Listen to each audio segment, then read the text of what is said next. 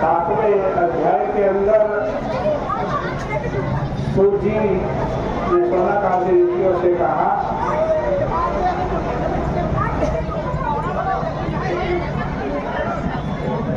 बताया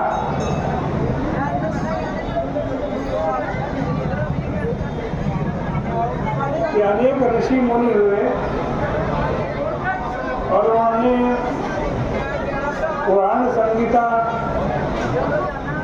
तथा वेद संहिता चलाई।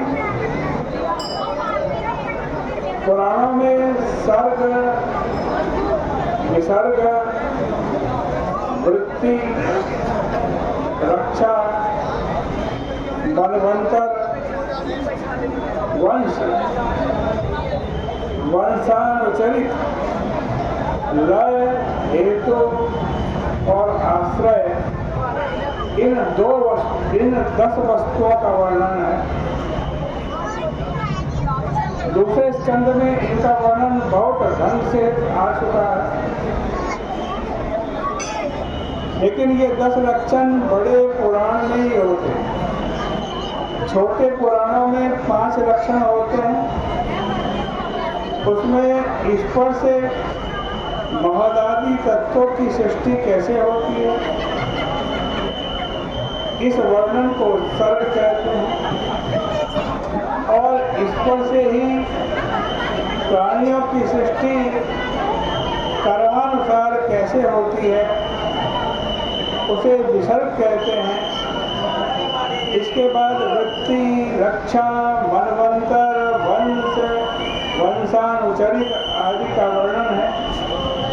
ये सब पुराण विषय हैं।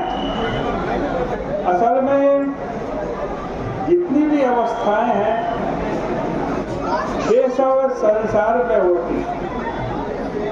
उन सब में एक परमात्मा ही प्रकट होते हैं और वही आश्रय है।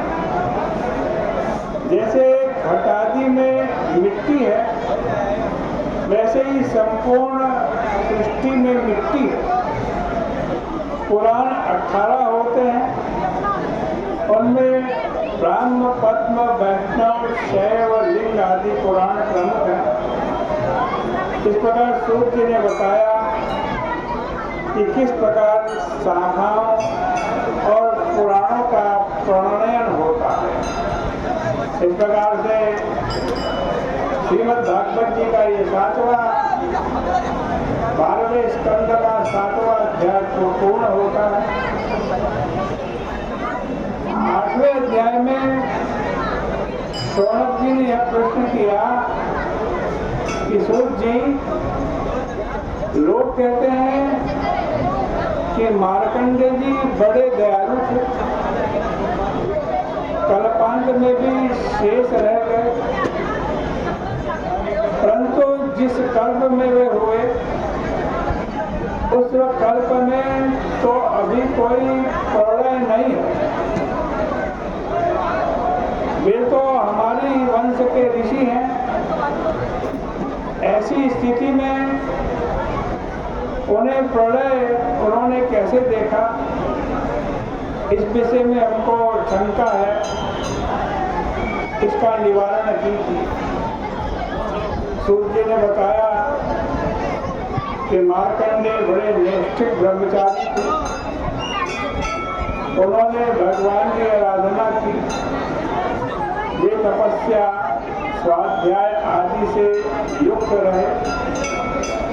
इंद्र ने उनकी तपस्या का नाश करने के लिए गंधर्व आदि अप्सराओं को भेजा। उन्होंने वहां जाकर खूब उधम मचाया, उपद्रव किया। गंधर्वों ने गान किया, अप्सरा आदि को भेजा। आज कहते हैं अप्सराओं ने नृत्य किया। कामदेव ने अपने धनुष को चढ़ा करके छोड़ा, पर मार्कंडेय जी पर कोई प्रभाव नहीं पड़ा। अंत में ऋषि के तेज से सब भस्म होने लगे और भाग खड़े हुए। मनुष्य को छोटी सी सफलता मिल जाती है तो उसे बहुत अहंकार हो जाता है, लेकिन मार्कंडेय मुनि को इतनी बड़ी सफलता मिलने पर भी किसी प्रकार का अहंकार नहीं हुआ, क्योंकि भगवान की जिन पर कृपा होती है उनके अंदर किसी प्रकार का विकार नहीं आता। मार्कंडेय जी के सामने जब काम अपने गणों सहित निस्तेज हो गया तब इंद्र को बहुत विस्मय हुआ।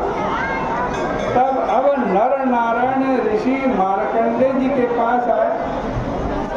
उनमें एक श्वेत है, दूसरे श्याम है।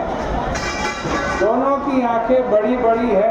शुक्ल कृष्णो नवकंजलोचनो, दोनों अत्यंत सुंदर हैं, चतुर्भुज हैं, मृग चर्म धारण किए हैं। उनको देखकर मार्कंडेय जी को बहुत आनंद हुआ। उन्होंने उनको आसन पर बैठाकर उनकी पूजा की। मार्कंडेय जी ने कहा, महाराज मैं आपकी महिमा का वर्णन क्या करूं? आपकी वजह से ही हमारी वाणी बोलती है, जीव हिलती है और सांसें चलती है।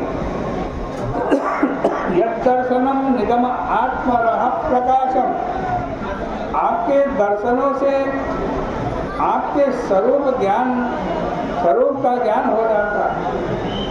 जिसके विषय में ब्रह्मादि भी मोहित हो जाते हैं। तन सर्ववाद विषय प्रतिरूप लीलम, जब वाद विवाद होने लगता है तब आप तो जैसा कहते हैं वैसा ही शील स्वभाव ग्रहण कर लेते हैं। वास्तव में आप विज्ञान घन हैं। मैं आपकी वंदना करता हूँ। इस प्रकार से श्रीमद् भागवत महापुराण के 12 स्कंद का इस 8वां अध्याय यहीं परिपूर्ण होता है। कल को 9वें अध्याय की चर्चा होगी। आज की कथा का यहीं विराम करते हैं। बोले गंगा मैया की जय।